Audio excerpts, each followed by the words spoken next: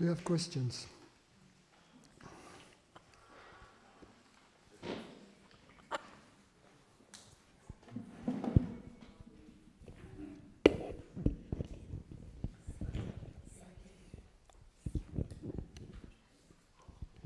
Francis, I remember a while ago you said something to the effect that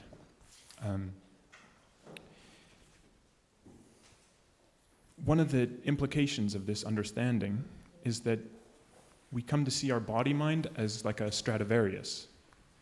I'm paraphrasing, I don't know exactly what you said, but, and that... Yeah, it's an instrument. Yeah, yeah. And that somehow the understanding gives us the bow to play it. Is it what? That gives us a bow to play the Stradivarius? I mean, you used the image one time, I don't remember. Yeah, it's okay. Yeah, I guess if it's just an instrument, but I think something about the image of the Stradivarius really struck to me, because I think there's a difference between kind of respecting your body-mind and kind of feeling it as an instrument that can play really lovely music, and an instrument that you discard and it's not. So there was just something about the image of that, and something about kind of self-respect and even in a sense about like empowerment in a sense too. But I wondered if you wanted to say something about that.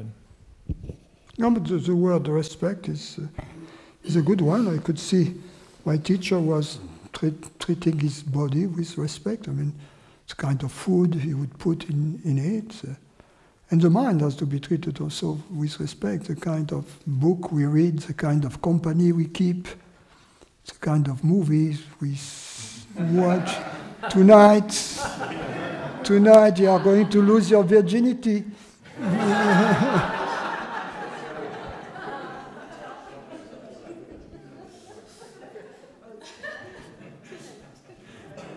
Tonight is the night.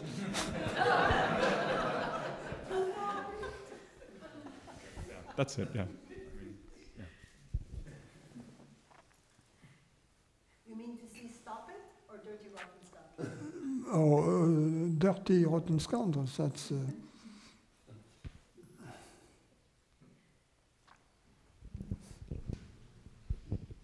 Hi, Francis. Today at the yoga, you talked about the perceiver and the doer. And I didn't understand. So could you just talk about this a little bit more? Because I don't know who is it. First, the doer. Everything that happens when you are in meditation, everything that happens in the world, you don't do it as a person, right? It happens whether you want it to happen or not, like the weather, or the noise in the kitchen, or the sound of my voice, right? Now, in the same way, a lot of sensations that happen in your body, they just happen. In other words, you don't order them. If you have a toothache, it's not that you want to have it and that you have triggered this thing on purpose, right? Or your digestion, or your heart, or your breathing. In most cases, you are breathing and you are not aware that you are breathing. In other words, you are not knowingly the doer of your breathing. Breathing happens. Digestion happens. The immune system happens. Your etc. But also, your brain happens. Your brain is an organ like your liver. So your liver produces bile and your brain produces thoughts. You see? So just as you don't choose, just as you don't tell your liver how to work, you don't tell your brain how to work. The thoughts are the product of your brain. They just come and you take them, right?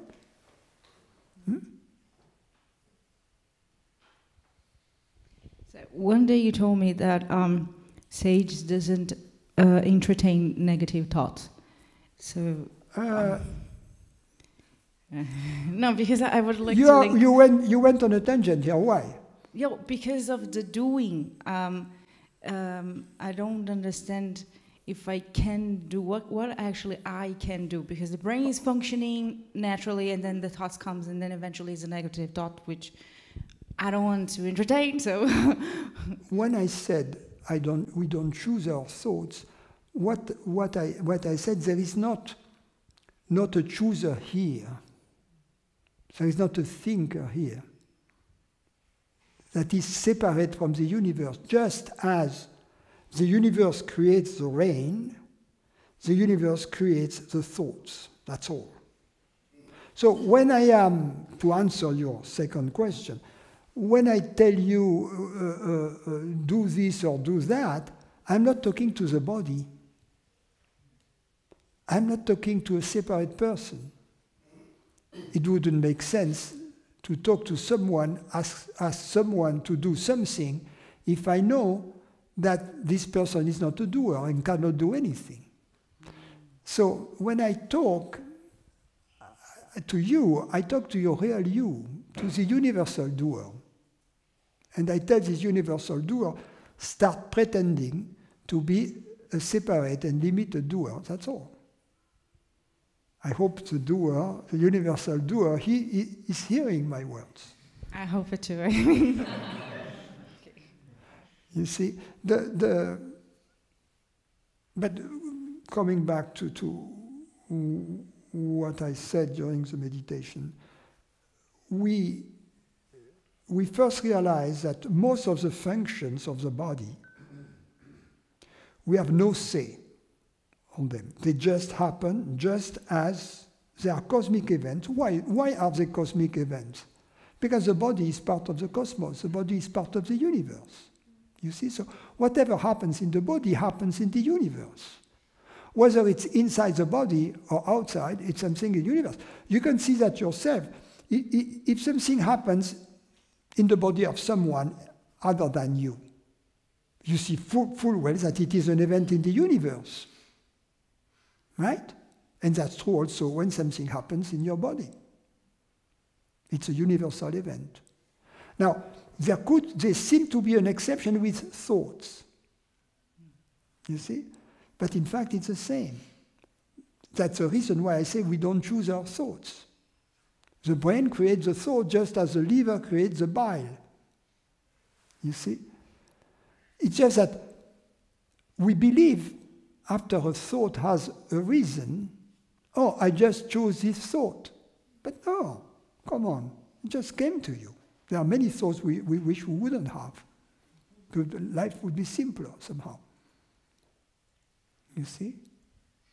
So, the thoughts too, are cosmic events. So, when we contemplate the totality of our experience, the body, the world, and the mind, the thoughts, we can see that there is no doer in the picture of it. Because if the doer is in the picture, it is a separate doer. We can see it separate from something else. But there is no doer. It's a movement of the universe as a totality. Whatever happens in the universe is a movement of the universe as a totality. It's like when we make a gesture, let's say we pick an apple in the basket. We could say, well, that's a movement of the thumb and of the first finger, but in fact it's a movement of the entire being. You see? So it is the same here. Whatever happens in the universe is in fact a movement of the totality of the universe. And it's a decision that comes from the totality of the universe. And this decision that comes from the totality of the universe appears as a thought, a decision, when it's a decision, appears as a thought in the human mind, right?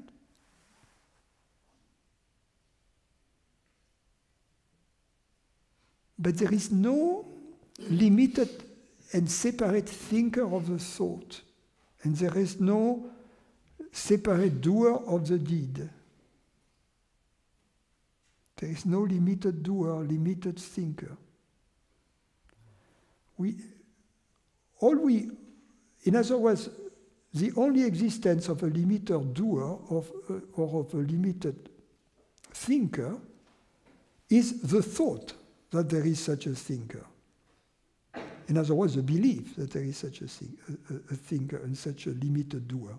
It exists only as a belief and perhaps as some feeling of separation. That's it. But it had never existed really. It has always been the case that everything is the totality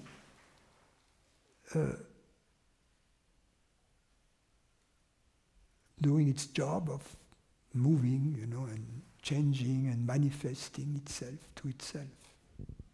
So that's very important to understand that first, there is no perceiver in that which is perceived. The perceiver is outside, so we, the perceiver, are outside. Also, that there is no separate doer in the picture. The doer is a universal doer.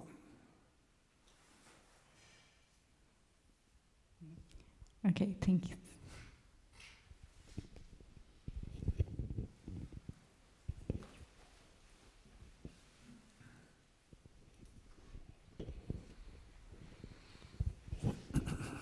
I guess I did raise my hand. Francis, I'm going to attempt to hopefully convey this somewhat how I referenced the meditation, the yoga meditation earlier.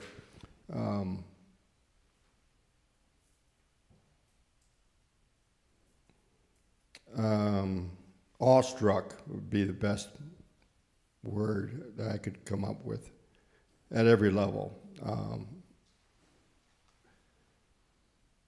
What later came to mind is, I think it was Alan Watts. Yeah, it was Alan Watts said words to the fact that the universe people, same way an apple tree produces apples. And I heard that a long time ago, and that sounds really cool. That there's something to that. But the yoga meditation, that crystallized very, very clearly, and not at the level of thought or level of the body. It just points to the purely impersonal nature of it all, without question. And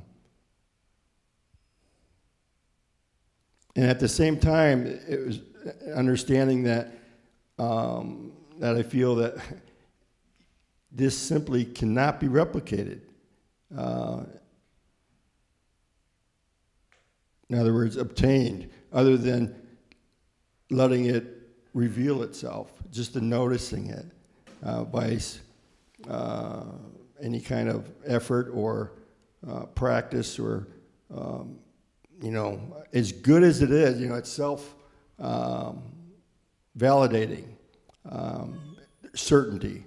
But there's no replicating it other than just relaxing and noticing what's already there. Kind of like getting out of the way in some degree.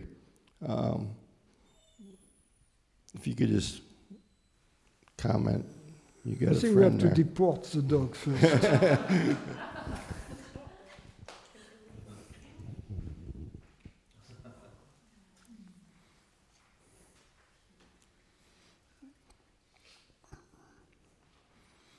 I don't know what to say, because yes, you're right in what you said. So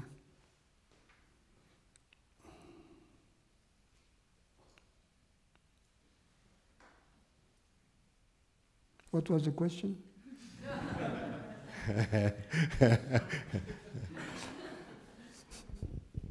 You know, another thing that came to mind, what was the religion where, some religions, how they, you know, the mind, thought.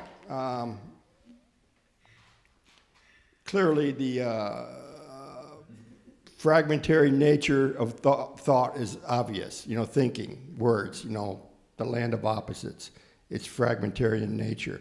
And when you don't think of yourself, you don't exist. But at the same time, in the body, it seems thought creates this entity, self. It's like a tag team to reinforce its own existence. The body, you know, it's like two separate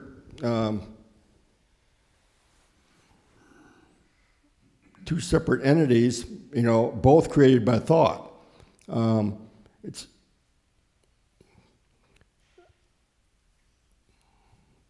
Thought uses the body to validate, you know, its realness, that it exists.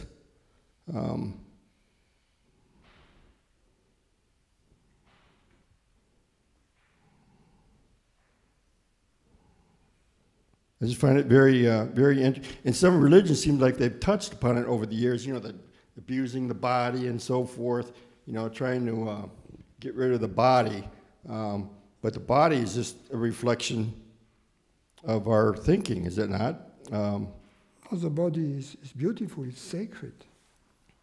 The body is beautiful, it's an extraordinary. Yes, but when I say the body, I'm specifically referring to the sense of self, that the sense of self is something else. yeah.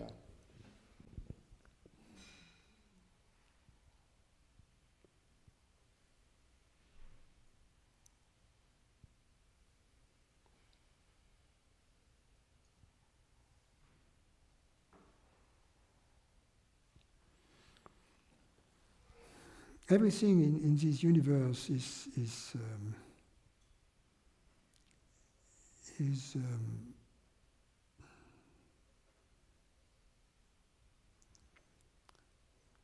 about love. You know all the cells in the body, they love each other. They are kind of siblings, you know. They are born out of the same original mother, right? So they are all siblings somehow, and they love each other, and that's why they love to stick together. And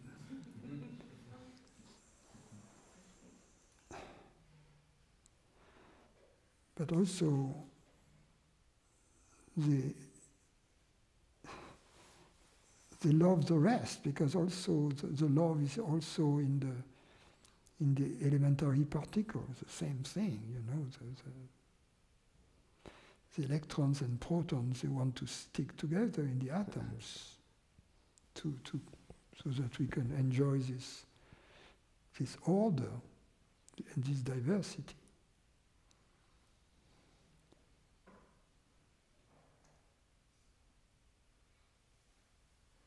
So when we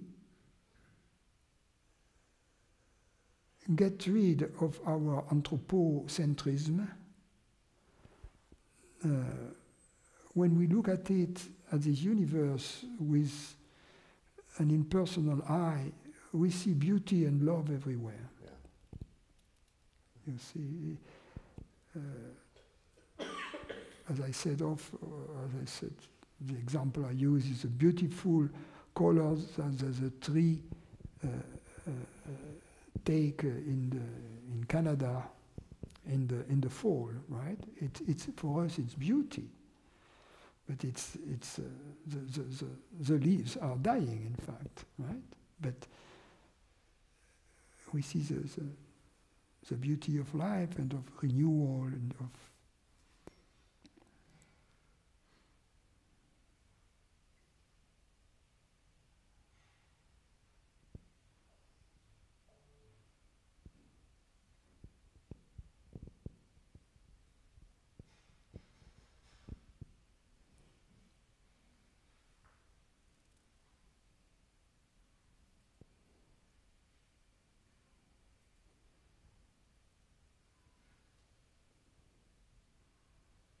when we look at the world from the vantage point of a human body, it's a tragedy in the making. It's a tragedy. And when we look at it from the impersonal perspective, it's a beautiful display of love in every corner.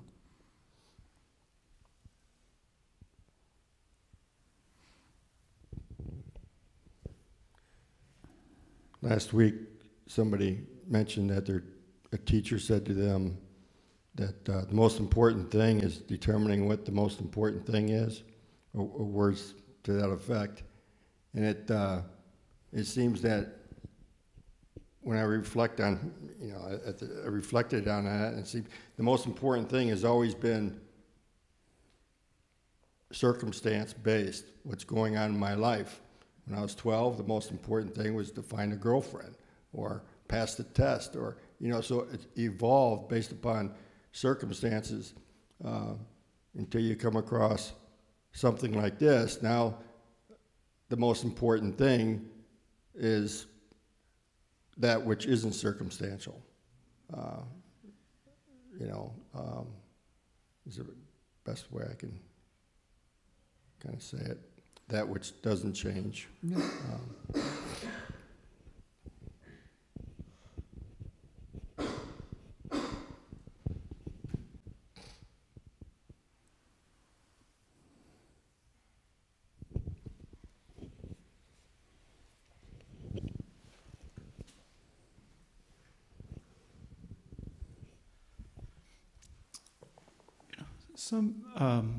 Sometimes when I'm sitting here in this room, it feels like a chamber to me of truth or realness.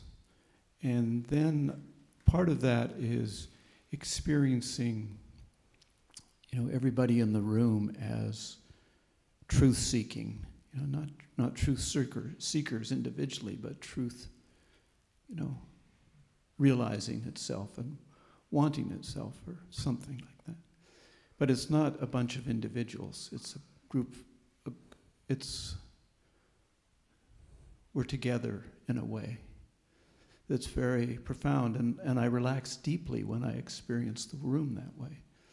And but most of the time, I experience people as individuals, and separate entities, as I experience myself that way. And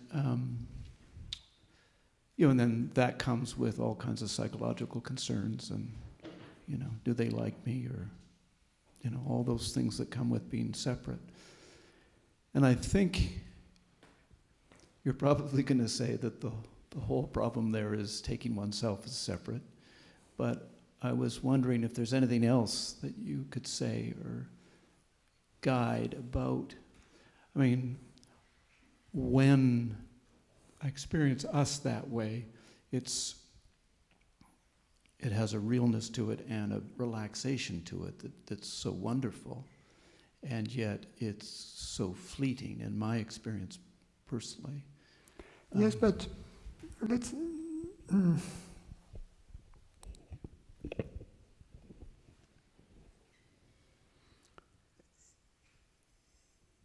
It is not necessary to have constantly the experience you are referring to while dealing with friends, because it suffices to have had this experience, and then an obstacle has been removed and the trust has been born, so that, let me take an analogy. Let's say you have a son or a child, and so you are there during the pregnancy as a mother or the father, and then you are present at the birth, let's say. So you sit. And then the child looks like you and like his mother, right? So you don't need to always think about the pregnancy and the birth and the likeness of the child, to know that it is your child and that you have a special bond. You see what I mean? These events have created the bond, and the bond exists independently from the memory of the event or the requirement that this event should be happening right now. So it's the same here. The bond that unites us sometimes becomes very visible and obvious, but then it enables us to enjoy an apparent separation in our relation, but the bond is still there in the background. You see, we can go back to it whenever we want.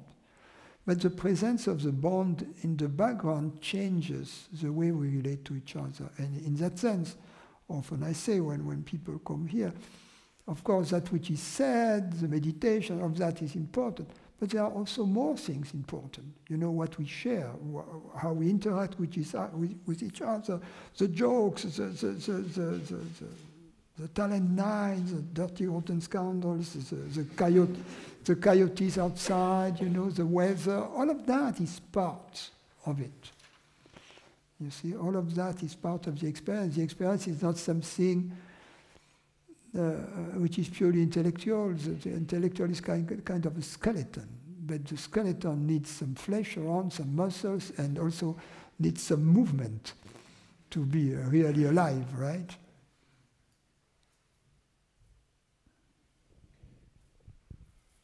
Thank you.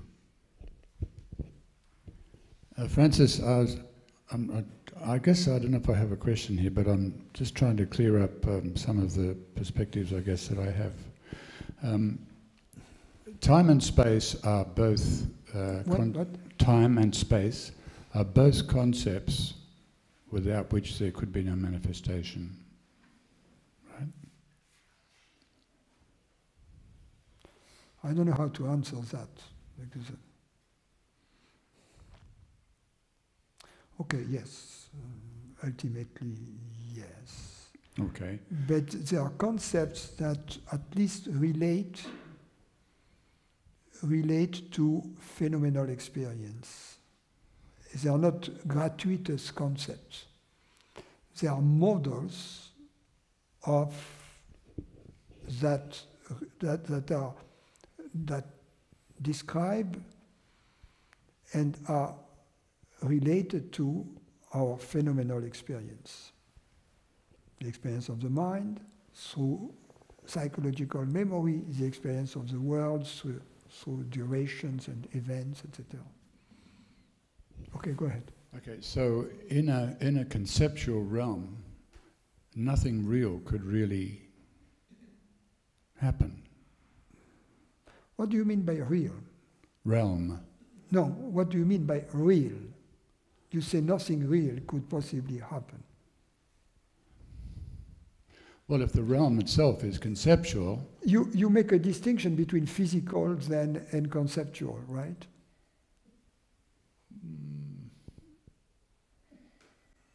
Otherwise, I don't understand what you mean by nothing real.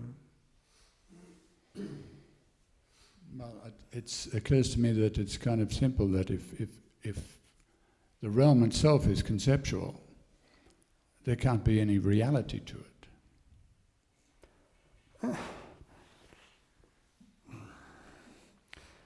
It depends what, compared to what? Are you telling me that compared to this table? this table is real, a thought is not real. That's what you mean? No. Yeah, because in a sense, the table and the thought have similar realities or lack thereof, in that sense that they appear. So they are not nothing, right? Mm-hmm. They are something, the thought, both the thought and the table are something rather than nothing, Yeah. because they appear. Yeah. Now, because they appear and they disappear, eventually, the table has a longer shelf life than the thought, but eventually, since they appear and disappear and disappear out of and back into something that pre-existed them. Right. And that would be the reality, their reality. I guess where I'm heading with this is the only thing that can be real is whatever has created it. So in the mind of the creator, in whatever has created this, Yes. that is the kind of the only thing that can be real in it. And it's not just, well, it's not that created, but during the lifetime of the created thought or the created object, the object itself is not real. Because that which it is made of, its essence, still exists in the presence of the object, right? Yeah. So the little bit further from that, I guess what I'm looking at is, this is really, I suppose it's coming down to something I've always had a little bit of a problem with, is to really trust your own experience. So it's trusting what is your actual experience, that is it trustworthy? And in this situation, I see if there's, whatever the creation is, we cannot have any kind of individuality, we can't have any separate existence as such, because the only reality is in the mind, let's say, of the creator. So, therefore I see that it's not only the perceiver, it's not only the perceiving that's real, but the experience is coming from the reality. So as human beings, I don't see that we're actually experiencing. I see that there's no false self, that there's no separate self that really experiences. The experiencing is in the reality itself. Yeah. But yes, we are, it depends how we are using the word experiencing and experience.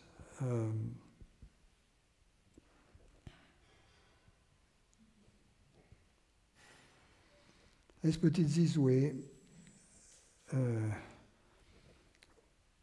Whatever it is that experiences is more real than whatever is being experienced. Yes, sure. But what I guess the point I'm trying to reach is the perceiving entities having an experience, or is experiencing part of the perceiving? So is experience happening in the perceiving? But what distinction are you making between experiencing and perceiving? Perceiving is a form of experiencing. Yeah, but that didn't really work for me. That perceiving means seeing. Okay. It means seeing, that's all. Seeing is a form of experiencing. Thinking is another form of experiencing. Yeah. We experience thoughts. Yeah. Smelling is a form of experiencing. Body sensing is a form of experiencing, right? Yeah, right. And what else? That's it. Yeah. But the ultimate experiencer is the reality itself. But the ultimate experiencer is the one who experiences, right? Yeah. The other one don't experience. Right. That's what I'm getting at. Yeah. The other one doesn't experience. So it's the perceiving is not perceiving us having an experience. The perceiving and the experiencing is in the perceiving. It's all one. It's not like the characters in the play. Not like the characters in the play have got, having their own experience. This experience is going on, but it's not like. Yeah. Yes. There is no local experiencer, if you will. Yeah, that's what I meant. Yeah. There's only a universal experiencer. But the beauty is that which is hearing these words right now, because these words are being experienced, really experienced. Yeah. So that which is really hearing these words is the universal experiencer. Right. You see, that's the beauty of it, because up until that moment we believe this experiencer to be local. That's it. Exactly. That's what I wanted to clear up. Yeah.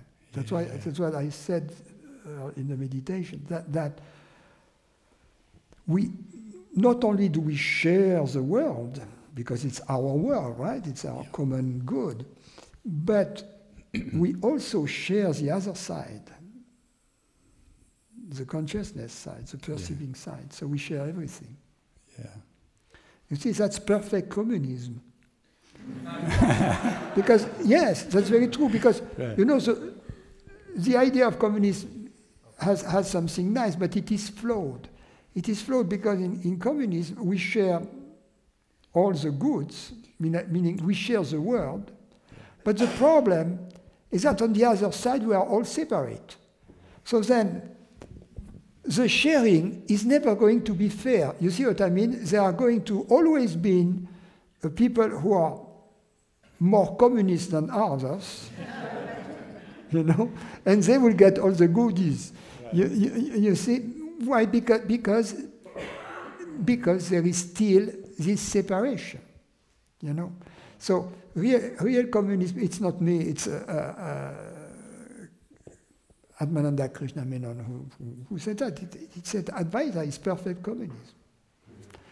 Because we share the world, but also we are the same. So what could be more common than being the same, you see?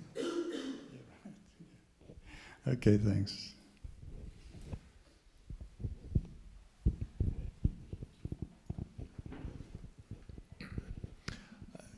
I wanted to clear up a couple things about surrendering sensations to the space. Now, that's something that we can apply at any time in our life, right? Yes. And not with the eyes closed while driving, but yeah.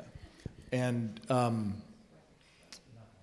the bodily sensations that we normally associate with emotions, those as well, I imagine, correct? Yes, but we have to be careful what is the intention there.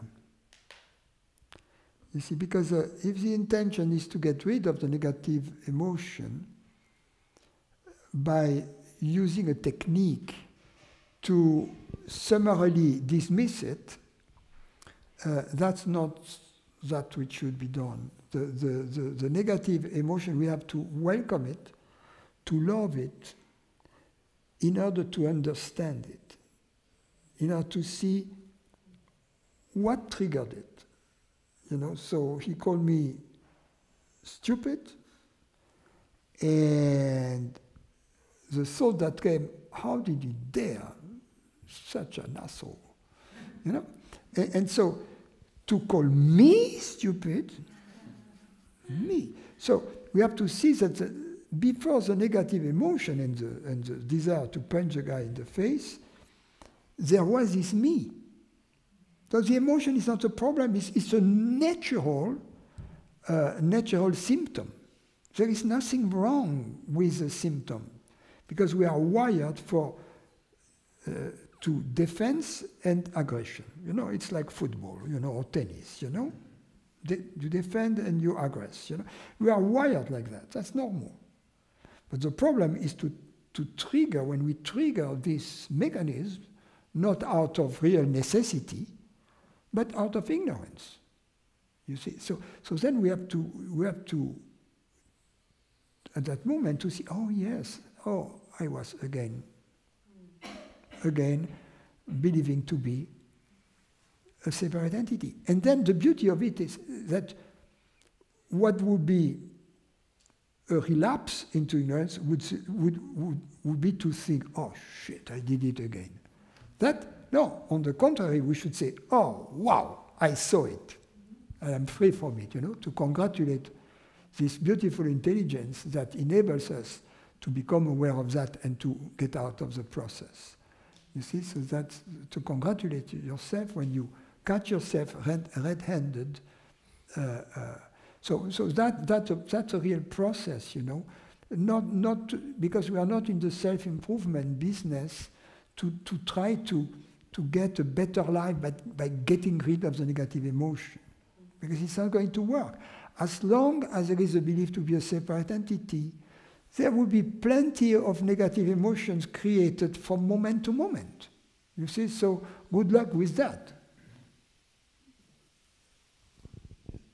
And another thing, though, like when we're surrendering our bodily sensations to the space, like, I mean, we are the space, right? Yeah, we do that. Yes, we are the space. We do that not as, when we are subjected to a negative emotion, it's not a good moment to do that. You know, to surrender the negative. No. Because then that would be ignorance to try to apply that at that moment. We do that in moment of availability as experiments we are conducting. When we are out, we have to do that out of interest. Out of interest. It enables us to always go to the same experience of non-separation in our experience of the body and of the world. That's all that needs to be done. Because that's our default state. So once we have realized that, there is nothing to be done. The yoga, I can speak forever in the yoga, but the moment you get what I'm saying, you don't even need to follow the rest of what I'm saying, because then if your experience is following the understanding that there is no separation between the body and the world as experienced, all we have to do is to stay there, because that's the yoga. The yoga is nothing else than this experience. So, and the goal of these exercises is to go there and then to somehow get established in it, so that we don't even have to think about it. It's natural, you see.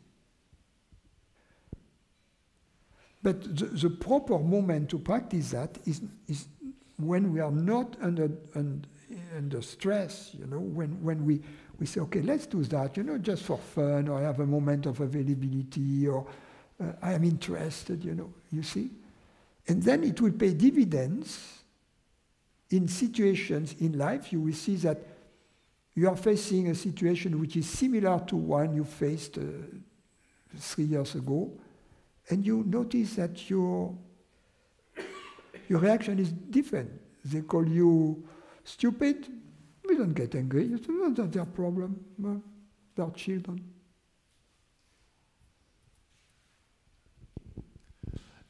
And so in a way, like, surrendering our sensations to the space is just more to think of them as the same as every other sensation.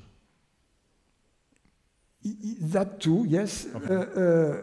Surrendering the sensation to the same as a sense perception through which we know the universe, right? Yes, to see that they are not different. They are essentially the same as far as they relate to us as consciousness. Of course, as far as they relate to the body, that's a different story. You see, that's obvious. But as far as they relate to us as consciousness, we are not in the picture. The body is in the picture. We are not in the picture. And to us, all perceptions are in fact at a zero distance from us as consciousness. In other words, there are no perceptions that are more remote out there and other perceptions that are close. You see, they are all as intimate. You see, that's the idea. To see the flower, to see the friend, with the same intimacy and the tree as you see your own body. Thank you. Then the world becomes your friend. You see, that's.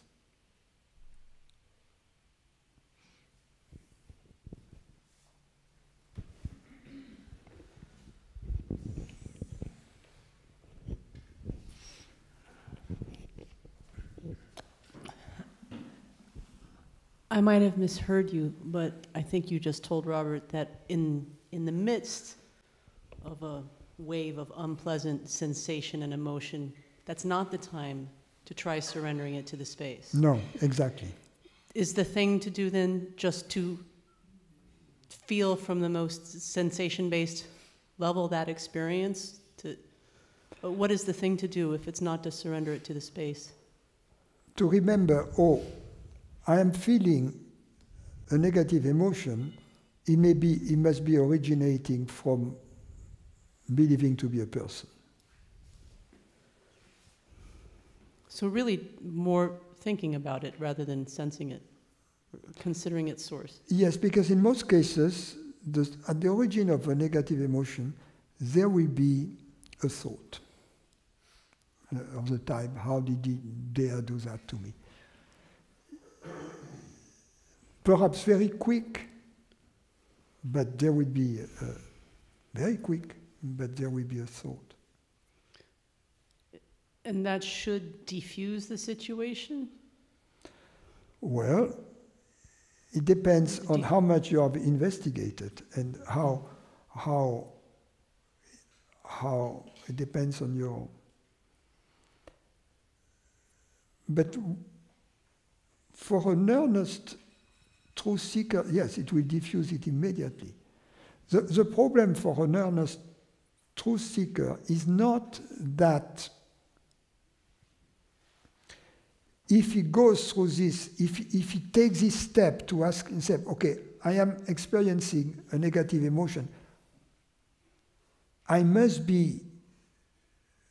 must come from the belief to be a separate entity. The moment this thought comes to investigate, it will go away. But the problem is that this thought doesn't come in many cases. In other words, we because we love, the negative emotion. We love to be frustrated. We have enjoyed that for such a long time that we want to keep the enjoyment a little more. We want really to milk it to the end, So even if it is bitter.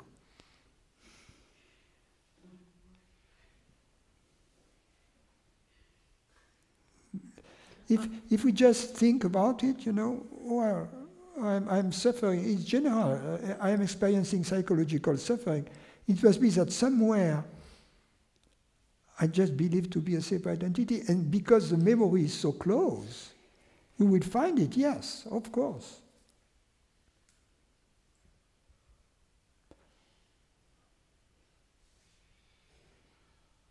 And when we go into the habit of facing psychological suffering in this matter, then it becomes very efficient. If we can establish an almost automatic process that immediately, upon realizing that we are experiencing psychological suffering, we try to see, okay, where is it that I am believing to be a separate entity, you know? Then we are very, very advanced spiritually. If that is questioned and you're still left with a residue of what ultimately starts to appear like just sensation, that's progress, yeah? I didn't get that. Like, say you get a call from work that you don't want to get. Your manager wants to meet with you when you get back. You know, I had that happen to me. Now, so I'm moving through it, but I still think, when I think of the worst of it, there's a residue that more and more, it isn't really an emotion. It feels more just like a wave, a kind of a corona of sensation. Yeah, it's unpleasant. Yeah. And at that point, once you get to where it's mostly sensation, it's not really an emotion anymore, is it? Yeah, yeah. Then I can suggest a line of thought. You see, when you are really in love with truth, you're not afraid of dying. So, if your manager has a grudge against you, you can always think, you know, well, you know, it's not going to kill me. You see what I mean? So you can relativize everything that allegedly causes psychological suffering to bring it into perspective by comparing it to death. Because after all, you know, if the grudge your manager has against you is worse than death, you can always kill yourself, which solves the problem. The manager is gone, right? So, right? So I'm not preaching suicide. You have to understand. A disclaimer here. Okay, I don't want to get sued. No. It's a philosophical suicide I'm talking about. Okay, so. But the goal with negative emotions, if I understand correctly, is to eventually get to the point where all you're experiencing, it transforms itself slowly into just physical sensation, at which point... Yeah, but yes. Once the physical sensations has been put in motion, set in motion,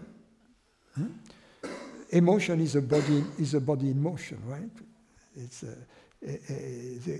once it has been set in motion, there is a momentum. You know, you have called the police, you have called the fire brigade, right? You have dialed 911. They are on their way. Then you realize, oh, I made a mistake. I didn't need them. You know, I found my remote for the TV. No problem.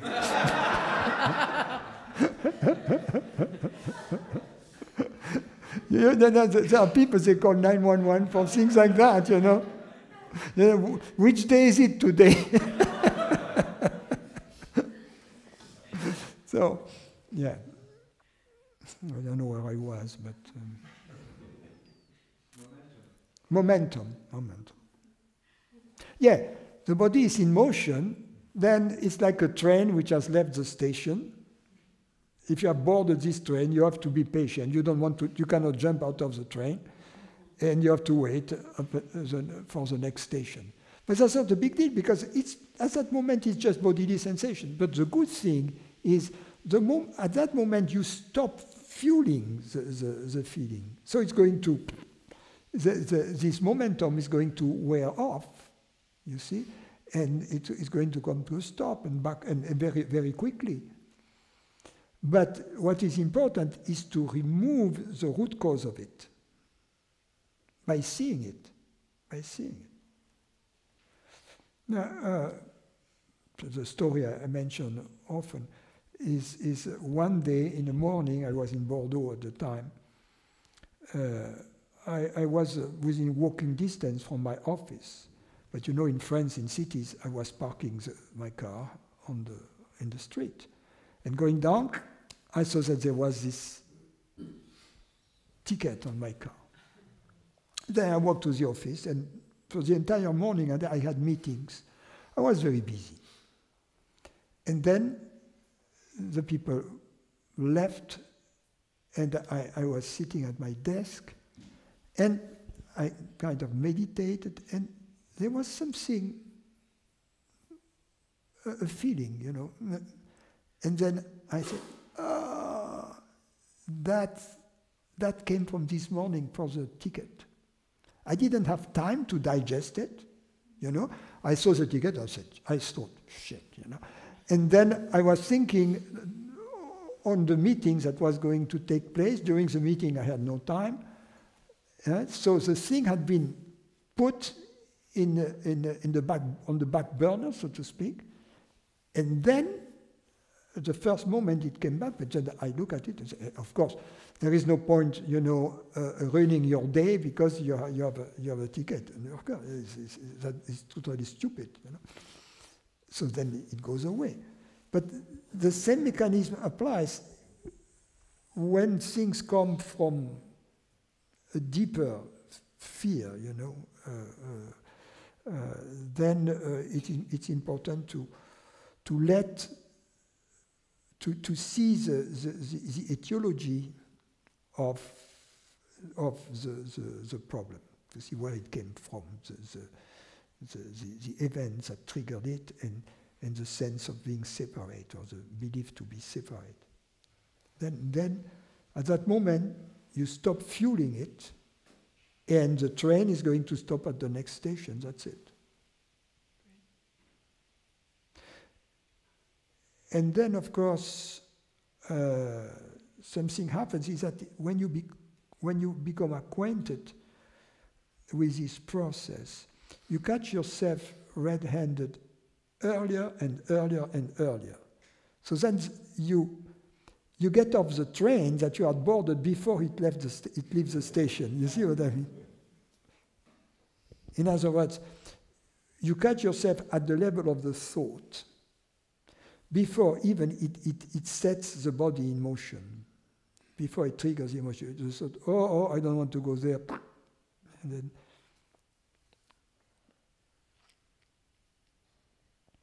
and of course, with this work on the body, in which we are not separate from the universe, the sense of me loses its tendency to jump as a thought, as a belief, you see, because it doesn't have this foundation any longer of separation at the body, at the gut feeling level. And this separation at the gut feeling level is what leads people often to say things like, oh, intellectually I understand what you mean, but I cannot buy it, you know, because there is something here that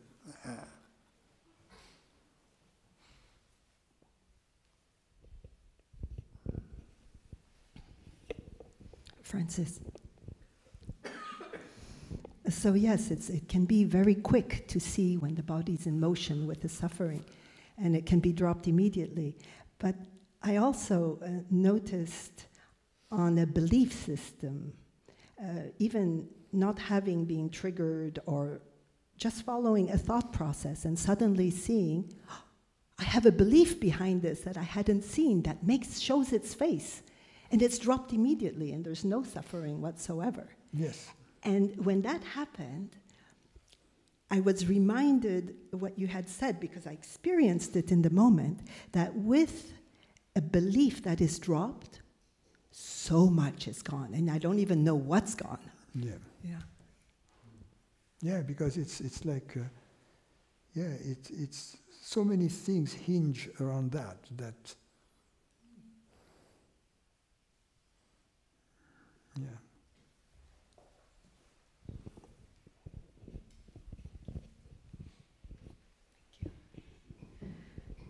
Hi, Francis. I have a question about what gets called manifestation in New Age circles. I don't know. I'm not. I don't hang out. It's this idea that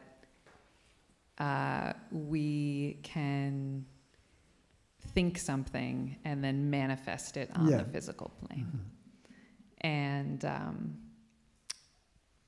I'll share an experience I've had, because I think I just want your help interpreting that. You should tell them, if that's true, why do you sell crystals to make money? Instead just use your thought and make money like that. That's a good reply.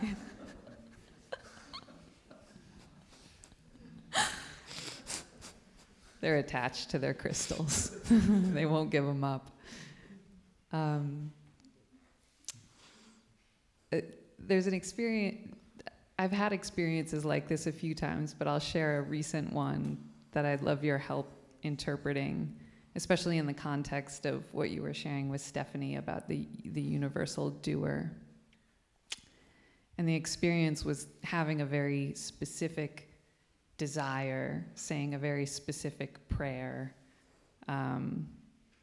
for a home on a specific street that is free and in the forest. And then 2 days later, walking down that road, and a little cabin that usually sits empty had someone there, struck up a conversation, and he invited me inside, and within 10 minutes was saying, you know, we're looking for a caretaker for this place. Would you like to live here?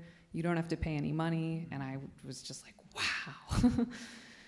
And you know, the way experiences like that get talked about in New Age circles is I, Jamie, the separate self, had this desire, had this prayer, and I created that experience somehow. Which I'm guessing you would disagree with, but I just want to know what that was. No, it was, there was something impersonal in your desire, that's all. Perhaps you wanted that to meditate, you wanted that, it was related to your spiritual desire. And the spiritual desire is impersonal. So that's different. Impersonal desires, they materialize. So you have to find out why you wanted this house in the...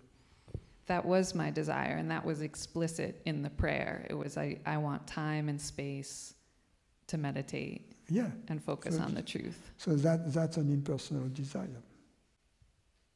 Now, I'm not guaranteeing that if you want the Palace of Versailles to meditate. I think it would really help my meditations. Yeah, because you need space, right?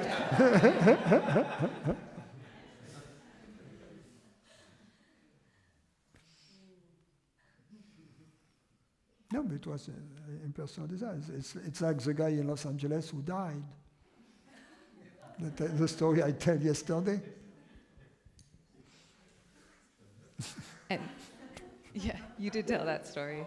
And the guy for when I was trying to come to the United States, you know, the guy who died in Los Angeles.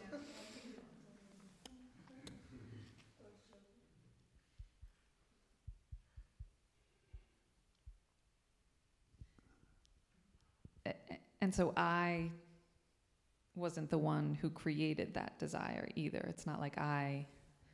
Yeah, it's impersonal. Did something An example I give, for instance, which is just, it's not a real example, it's just, I just made it up to illustrate the thing.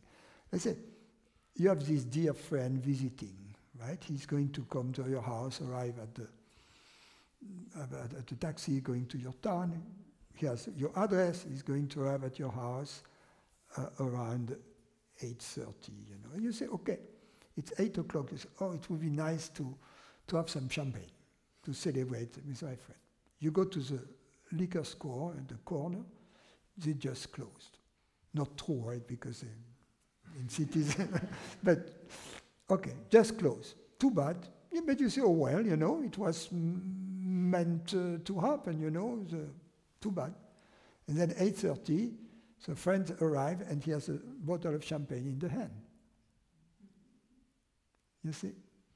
So it's an example of that it was your desire, and it was impersonal because it was in the name of friendship, celebration, etc.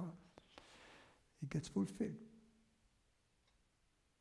So let's say he arrives with a Dom Pérignon or a crystal in the hand. Yeah?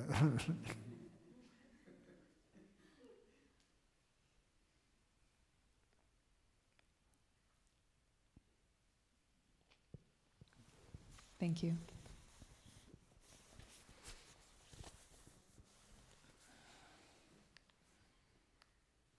Oh.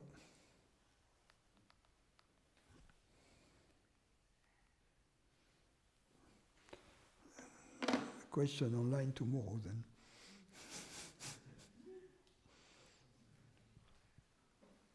Any more questions here?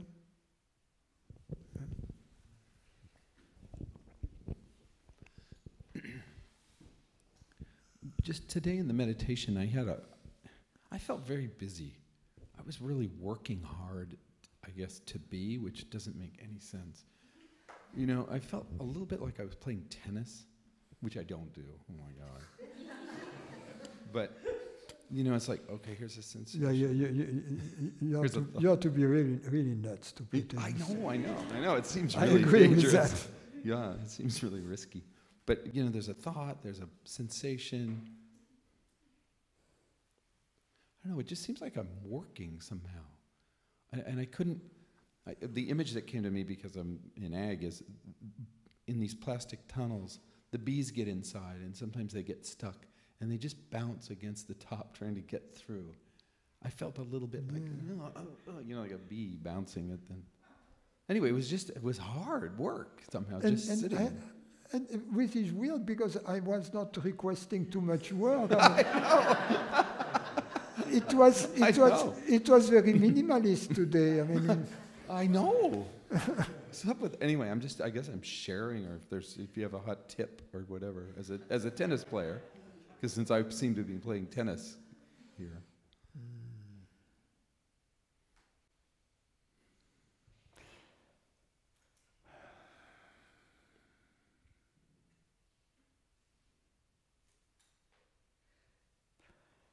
We always have to give the agitation time and space to settle.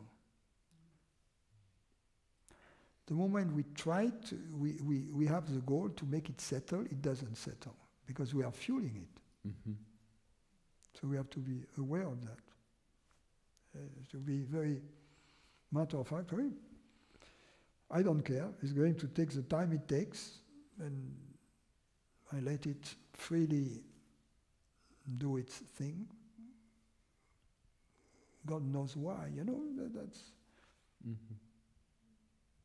That's helpful. Thank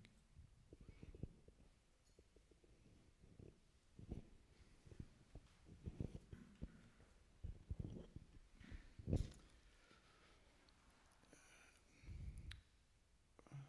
I just want to see if I'm oversimplifying or processizing or something.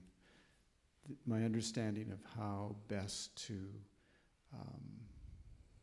follow this, develop the understanding, I guess, or whether the understanding can even be developed. But so is what I'm seeing the pedagogy of the teaching is, one, establish, know, realize that what's real here is not the body-mind. It's awareness. Then comes exploring that awareness is not limited, and the experiments that you've invited us to do, try that on. So that's establishing the reality of awareness. Also address all the objections that present themselves against the possibility, that object to the possibilities that awareness be universal. Right. You have to address all these objections as they arise. Right. Okay. And then comes, but this is the, there's still some duality in awareness and what is being aware of. The limitlessness expands so that there's no separation anywhere. This experiential approach, we can see two aspects to it. On one hand, every time we change the way, we change knowingly, knowingly the patterns of perceptions in the mind and in the body, on purpose, in order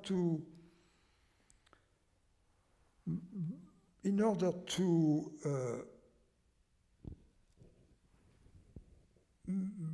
make them, bring them in conformity with the possibility for consciousness to be universal.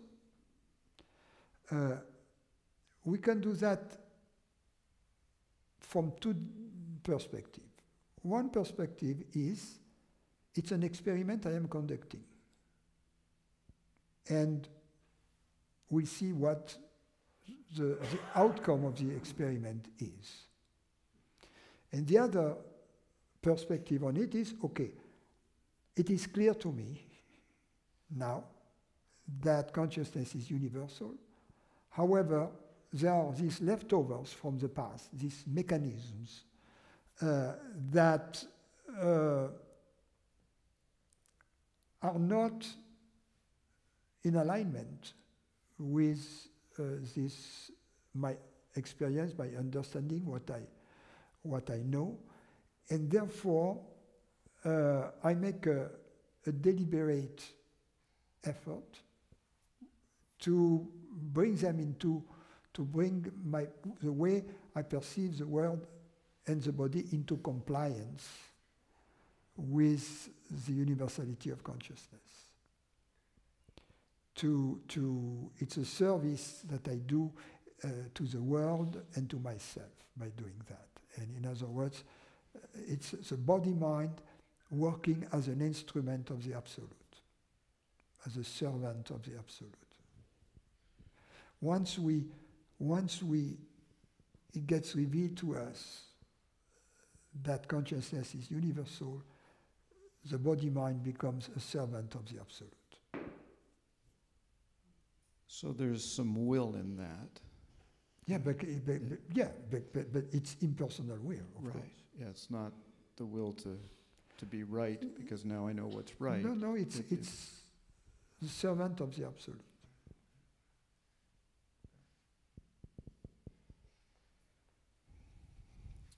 And then I was thinking that, one could talk oneself into getting ahead on that kind of pedagogy. Say that again? That I could talk myself into getting ahead on the, so if I figure out what the pedagogy is and then try and get to the end point, that it's better to let each of those steps be fully realized rather than pushing too hard. What would you do to push? To give me an example. Try to see the world as, that there's no separation at all. That Perfect. The manifestation. Perfect, because when you do that, you challenge the old patterns of perception. Okay. So you are either conducting an experiment into asking from the universe the question, is consciousness universal? Or as a servant of the Absolute, you are bringing the way the mind, the brain perceives the world and the body into complete compliance with your understanding. So, no problem, yes. Okay, good. It just has to come from your enthusiasm, that's all. Right. Thank you. Okay. Oh, okay, sorry.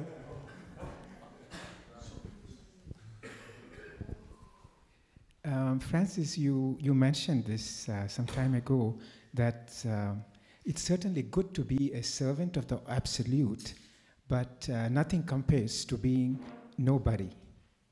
Can you?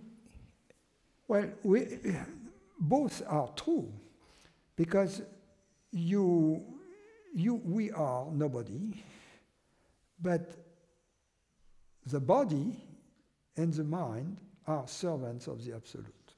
There is it's not either or. It's both together. There is nobody, and therefore, who is it who is going to be the ruler of the body and of the mind, if not the Absolute?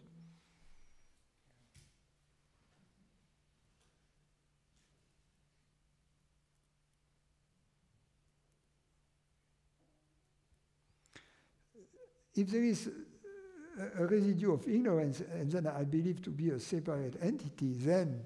Exactly, yeah, because if there is a slight residual feeling that I am the servant, then... Oh, yeah, no, but yes, but what I... Yeah, but no, the body and the mind are placed as they are the servants of the Absolute in the absence of a person. But there can be this clear understanding in the mind that there is nobody, in other words, that consciousness is universal, and as a result, a determination for the body and the mind in their activities to become the servant of the Absolute, according to the skills, to the innate talents, to the acquired skills, and most importantly, to the vocation of this specific body-mind. So it's like the two sides of the coin, in other words. So it has to be present, both has to be present at the same time, right? I mean, the knowledge that you are nobody, that you, and then also... Or at least the openness to the possibility, because in this openness there is nobody. In fact, that's the beauty of it. And when we conduct an experiment, you see, we are open to the possibility that consciousness is universal. When we are in this openness, there is no ignorance. Because ignorance is a positive thing. It's a positive belief. So the moment we question the belief, we are no longer in the belief. You are following me? Yeah. So, but that I am nobody should come first, right? Because that should be the prominent. Because the reason I'm asking it is because if there is the slightest belief that I am the servant, then could that lead to some kind of arrogance? Oh yes, that's part of the gradual path. In other words, of the path of the individual. You find that very much in religious approaches where I am the servant of God, I am the servant of the Absolute, I am it's much better to be the servant of the Absolute than to be the servant of my egoism, right? But what we are talking about here is something else, because it's something that is natural, in which there is a total adhesion. We say adhesion? Adhesion? Adhesion, total yes saying, you know. Whereas when you do that in order to be the servant of the Absolute as a person, you say, I'm doing this, but just to be the servant, you know, but you are not like a mother is a servant of her child, you know, out of love. You see, you are, and natural, she loves that, you know. You are more like the servant, you know, who is being paid and would like to be doing something else. Okay. Thanks.